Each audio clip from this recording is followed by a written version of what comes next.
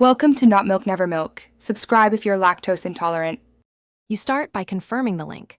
Check Wi-Fi or Ethernet, view your IP and gateway. This tells you if DNS is the only issue.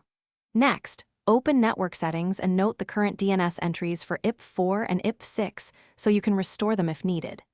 Make sure you have administrator access on the laptop and plug in or keep a second device ready to test name resolution as you change settings. Once done, you're ready to modify DNS safely. You change the DNS server address in your network adapter properties, choose a reliable resolver like 1, 1, 1, 1 or 8, 8, 8, 8 or enter your private DNS. On Windows, use the adapter's TCP/IP4 and IP6 settings. On Mac OS, use System Preferences or Network Settings. On Linux, edit Resolve, Conf or Network Manager.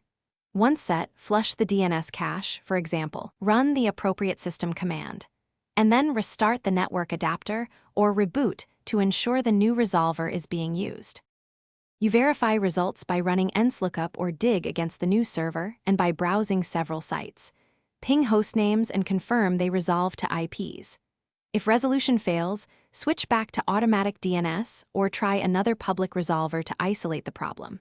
Make sure firewalls, VPN, parental controls, or DNS intercepting software are not blocking queries. If everything looks correct yet problems persist, call your ISP.